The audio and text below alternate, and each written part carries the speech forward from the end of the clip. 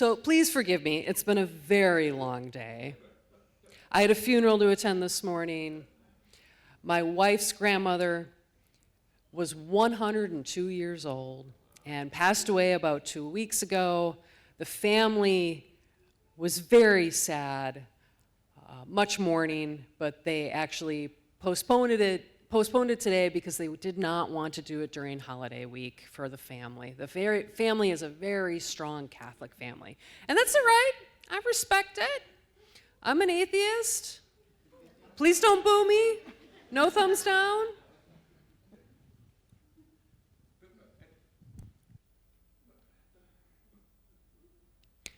The church was at a very grand, at St. Gregory's Church. I've never been there before, but it's very massive. It doesn't actually look like a church to me. It looks almost like a sky lounge of some sort. It's domed, very massive. She was actually a founding member of the church. So can you imagine that? She helped found the church. She lived next to it, attended it.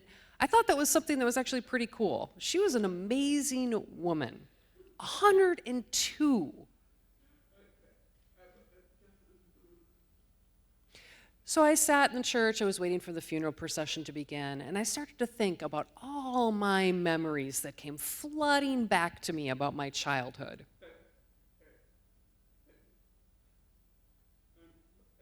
My mom's side of the family, my sister as well is also Catholic, so we went to church when I was young. But I think I stopped probably later in my elementary years. There were no interpreters at the time. It was incredibly boring for me. Communication, as many of you in the deaf community know, can often be an issue in a lot of ways. I'm developing this story as I go, so please be patient with me. We're just going to kind of roll with this.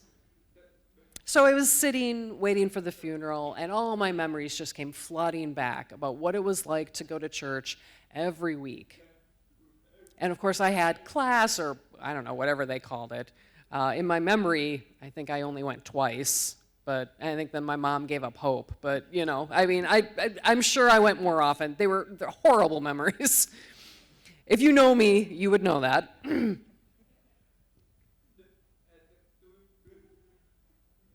So at the service, I was thinking, okay, why did I leave the Catholic Church? I mean, I could have read the books.